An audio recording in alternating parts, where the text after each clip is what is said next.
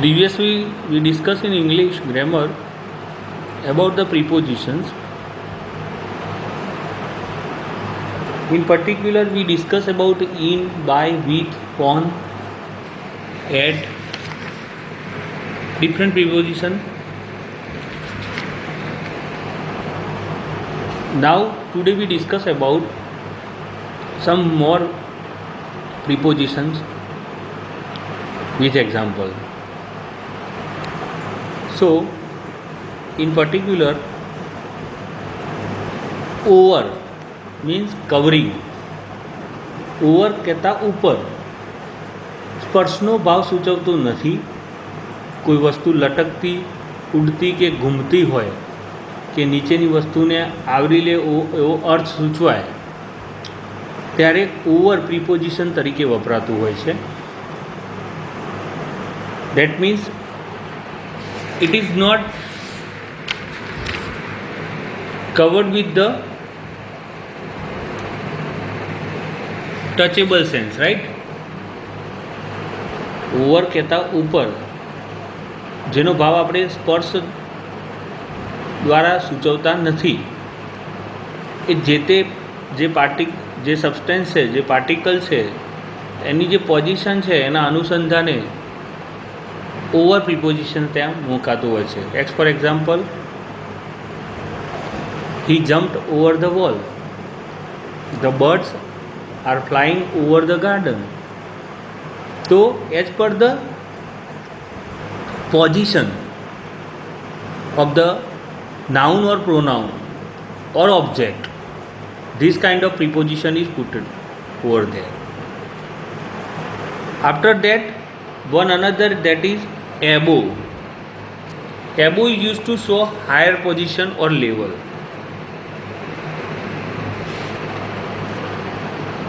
It means કોઈ વસ્તુ સાથે બીજી કોઈ વસ્તુ જોડાયેલી હોય પણ સ્પર્શ કરતી ના હોય, નોટ ટચેબલ, ત્યારે એના સંદર્ભમાં એબો પ્રિપોઝિશન વપરાય છે.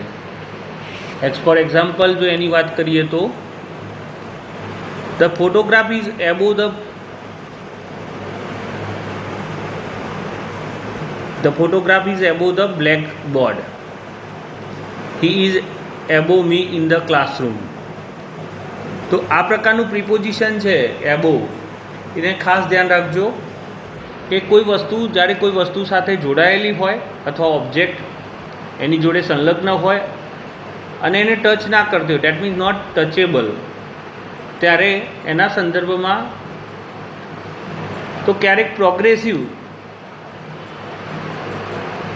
આઈડિયાને સૂચવવા માટે એબોવ એઝ અ પ્રિપોઝિશન્સ વપરાતું હોય છે. નેક્સ્ટમાં વાત કરીએ તો up. Show the upward motion or movement of the particular pronoun or object.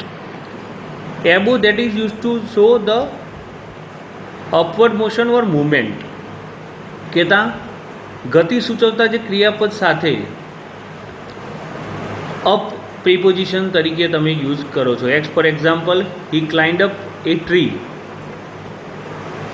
He climbed up A tree. તો આ રીતે એબો, ઓવર અને અપ આ ત્રણેયનો અર્થ એક જ થશે, પણ એ કઈ રીતે કયા સંદર્ભે કોની સાથે જનરલી યુઝ થશે એ આપણે ખાસ જોઈએ. Over means covering. એબો means higher position or level. It shows the higher position or level, while up show the upward motion or movement. કહેતા ગતિ સૂચવતું કોઈ ક્રિયાપદ છે તો એની જોડે તમે ઉપરના સંદર્ભમાં અપ પ્રિપોઝિશન યુઝ કરશો. જ્યારે એબોવ એ કોઈ હાયર પોઝિશનને ઇન્ડિકેશન કરતા હો, સેન્ટેન્સની અંદર કોઈ હાયર પોઝિશનનું ઇન્ડિકેશન હોય ત્યાં વપરાશે. અને ઓવર એ કવરિંગ મિનિંગની અંદર, નોટ ટચેબલ સેન્સની અંદર વપરાશે. નેક્સ્ટમાં વાત કરીએ તો એપ્રોપ્રિએટ યુઝીસમાં અંડર. અંડર કહેતા નીચે અથવા હેઠળ, ગુજરાતી ભાષામાં કહીએ તો under means covered by under control or power. That means અંદર, હેઠળ, નીચે આવા સંદર્ભમાં અંડર પ્રિપોઝિશન વપરાતું હોય છે. For example, the cow is under A tree. બરાબર છે, ગાય ઝાડની નીચે છે. તો જે એરિયા છે એ ઝાડ છે એ કવર થયો છે આની અંદર, અને એની નીચે કહેતા જે પોઝિશન છે કાઉની, એટલે ત્યાં આગળ એના સંદર્ભમાં અંડર પ્રિપોઝિશન્સ યુઝ થશે. Under means covered by the under control or power. After એટલે કે પછી, use to indicate an event after a certain point of time. કેટલાક સમય પછી. તમે સામાન્ય રીતે ગતિના સંદર્ભમાં પણ આફ્ટર પ્રિપોઝિશન્સનો ઉપયોગ કરી શકો છો. For example, we will come after an hour. The dog is running after a cat. સામાન્ય રીતે ગતિના સંદર્ભમાં અને સમયના સંદર્ભમાં આ પ્રકારના પ્રિપોઝિશન, આફ્ટર જેવા પ્રિપોઝિશન વપરાતા હોય છે. It is use to indicate an event after a certain point of time. Behind is also use to be there. બિહાઇન્ડનો અર્થ પણ થશે પાછળ, પણ એ સ્થિરતાનો સંદર્ભ સૂચવે છે. That means he stood behind me. સ્થિરતાનો સંદર્ભ એટલે કોઈ ઓબ્જેક્ટ છે એ એક્ઝેક્ટલી તમારી પાછળ સ્થિર છે, એવા સંદર્ભની અંદર તમે ખાસ બિહાઇન્ડ પ્રિપોઝિશન્સ યુઝ કરતા હોવ છો. એટલે આફ્ટર અને બિહાઇન્ડની અંદર આટલા ચેન્જીસ છે. પછીની વાત કરીએ તો from. From use to show starting point of the time. ચોક્કસ સમયથી સાથે અથવા સ્થળના સંદર્ભમાં ફ્રોમ જેવા પ્રિપોઝિશન વપરાતા હોય છે. ફોર એક્ઝામ્પલ, કોઈ પણ વ્યક્તિ હોય, રોગથી પીડિત થતી હોય, એને સૂચવવા પણ ફ્રોમ વપરાતું હોય છે. દાખલા તરીકે, I went from Limdi to Surendranagar.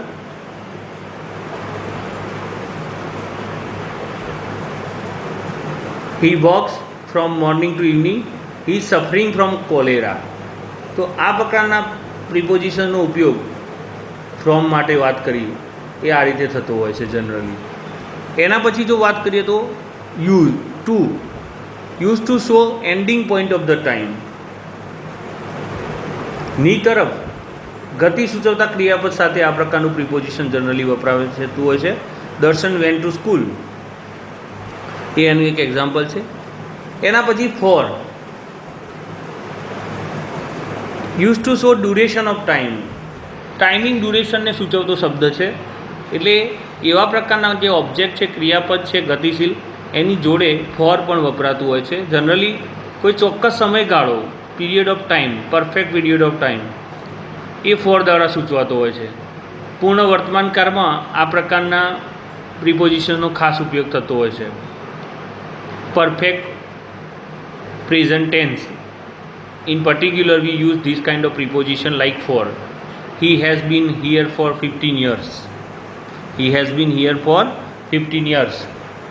તો આ પ્રકારના એક્ઝામ્પલની અંદર તમે ખાસ જોઈ શકો છો કે કોઈ ચોક્કસ સમયગાળો, અને એ પણ સામાન્ય રીતે પૂર્ણ વર્તમાનકાળની અંદર જ્યારે વાક્ય રચના થયેલી હોય કોઈ પણ સેન્ટેન્સની, તો ત્યાં ફોર પ્રકારનું પ્રિપોઝિશન ખાસ વપરાતું હોય છે.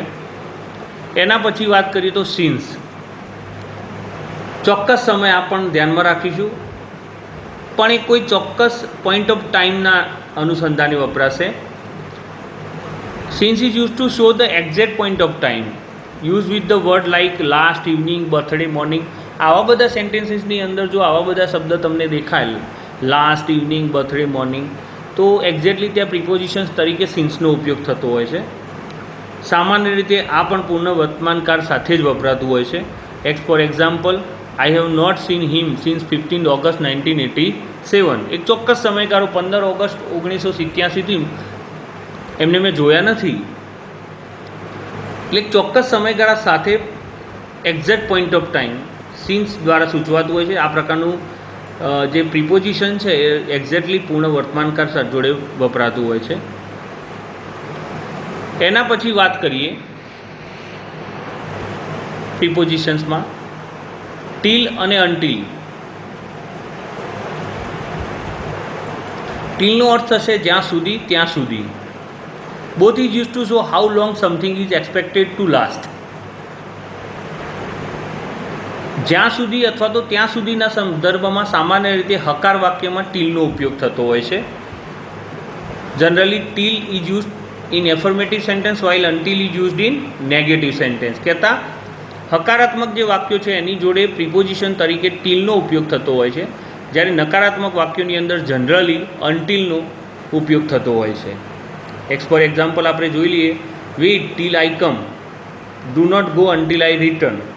આ પ્રકારના જે સેન્ટેન્સીસ છે જેની અંદર તમે જોઈ શકો છો ટીલ અને until both is use to show how long something expected two last. Generally તમને વાક્યરચનાની અંદર હકારાત્મક વાક્યની અંદર ટીલ વપરાયેલું જોવા મળશે અને નકારાત્મક વાક્યરચના હશે ત્યાં અન્ટિલનો ઉપયોગ થશે. એના એક્ઝામ્પલ પણ આપણે અહીંયા એ રીતે જોઈ રહ્યા છીએ.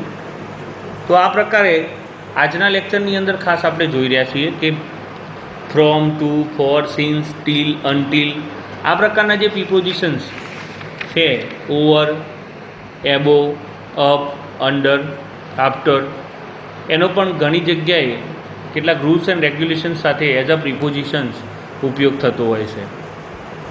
ખાસ આજના લેક્ચરની અંદર પ્રિપોઝિશન્સના આ ફોર્મેટને તમે લોકો બરાબર યાદ રાખજો.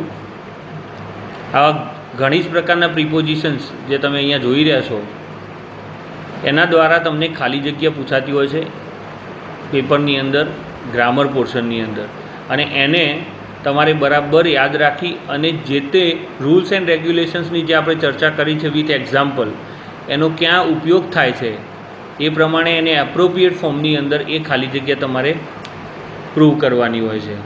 ખાસ કરીને પ્રિપોઝિશન્સની વાત મેં શરૂઆતથી તમને કરી તો પ્રિપોઝિશન વર્ડ છે એ જનરલી નામ, સર્વનામ અથવા નામનું કાર્ય કરનાર શબ્દનો બીજો કોઈ શબ્દ એની સાથે સંબંધ દર્શાવતો હોય ત્યારે મૂકવામાં આવતા હોય છે. જનરલી એ પ્લેસ અને મૂવમેન્ટ, ટાઈમ, ટ્રાન્સપોર્ટ અને પોઝિશનને ધ્યાનમાં રાખીને એનો ઉપયોગ થતો હોય છે.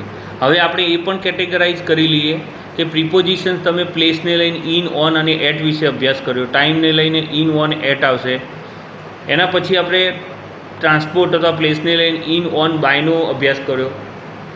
ટાઈમની અંદર આપણે till, until, before, after, from, to, for અને સિન્સ આ બધા ટાઈમ માટેના પ્રિપોઝિશન છે એનો પણ આપણે અભ્યાસ કર્યો.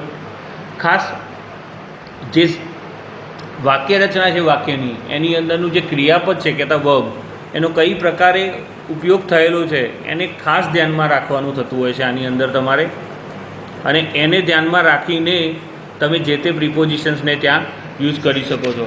આની સાથે તમારે વન બાય વન ઘણી બધી એક્સરસાઇઝ છે જે તમારે સોલ્વ આઉટ કરવાની થતી હોય છે. એની અંદર આપણે જનરલી લગભગ 1, 2 અને 3 થી 4 એક્સરસાઇઝ આપણે લેક્ચર દરમિયાન જોઈશું અને એને સોલ્વ આઉટ કરીશું, જેમાંથી આપણને ઘણા ખરા ફિલ ઇન ધ બ્લેન્ક્સ સમજાશે. એટલે આપણને ખ્યાલ આવશે કે કઈ જગ્યાએ આપણે પ્રિપોઝિશન્સ તરીકે કેવા વાક્યના સંદર્ભની અંદર કેવા પ્રકારના પ્રિપોઝિશન્સનો ઉપયોગ કરી શકીએ છીએ.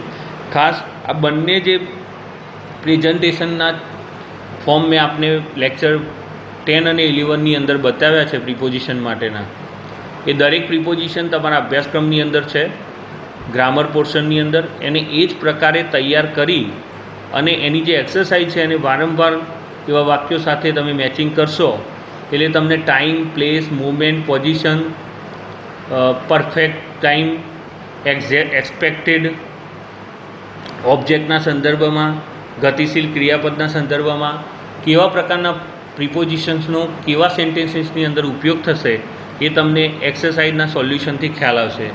આગળ ઉપર આપણે હવે જ્યારે ચર્ચા કરીશું ત્યારે આ જ જે કંઈ પણ પ્રિપોઝિશન્સ આપણે અહીંયા જોયા છે એ દરેકને આપણે એક્સરસાઇઝના ફોર્મની અંદર ખાસ જોઈશું. તમને જીટીયુ યુનિવર્સિટી એક્ઝામની અંદર generally see the pictures below and use in, on or at આ ટાઈપે ક્વેશ્ચન પૂછાતું હોય તો એની અંદર તમારે ફિલ ઇન ધ બ્લેન્ક્સ આપ્યું હોય 4 કે 5 તો એની અંદર એપ્રોપ્રિએટ પ્રિપોઝિશન ફિલ કરી અને એ ખાલી જગ્યા પૂર્ણ કરવાની હોય છે. For example, the man is fill in the blanks the tub. In particular case you have to put the man is in the tub. આ એક એક્ઝામ્પલ તરીકે મેં તમને વાત કરી. એવી રીતે in, on, at, before, after, up, over, for, till, until, to, from, since, for આ બધા જ પ્રકારના પ્રિપોઝિશન્સ તમે એપ્રોપ્રિએટ જગ્યાએ સેન્ટેન્સની અંદર ઉપયોગ કરી અને તમારે એને લખવાના થતા હોય છે. નેક્સ્ટ લેક્ચરની અંદર આપણે આના રિલેટેડ બધી જ એક્સરસાઇઝ કે જેની અંદર આપણે બધા જ પ્રકારના પ્રિપોઝિશન ક્લિયર થતા હશે ઇન સેન્ટેન્સીસ, જે આપણે રૂલ્સ એન્ડ રેગ્યુલેશન્સ દરેક પ્રિપોઝિશનના અંતે જોયા, એની અંદર તમને ખાસ જોવા મળશે. બધા જ વિદ્યાર્થીઓ વર્કબુકની અંદર ખાસ ધ્યાન આપજો. વર્કબુકની અંદર જે તમે ફિલઅપ કરો છો એમાં પ્રિપોઝિશન પોર્શન છે એ જ્યારે આપણે એક્સરસાઇઝના ફોર્મની અંદર આ દરેક પ્રિપોઝિશન્સ માટેની ખાલી જગ્યા જોઈએ છીએ ત્યારે એ લેક્ચરની અંદર જે એક્સરસાઇઝ કરાયેલી હશે એનાથી તમને જે એક્સરસાઇઝ આપેલી પણ હશે, જે GTU ક્વેશ્ચન પેપરમાંથી પૂછેલા જે પ્રિપોઝિશન્સ રિલેટેડ ક્વેશ્ચન હશે એ પણ તમને ત્યાં પૂછેલા હશે.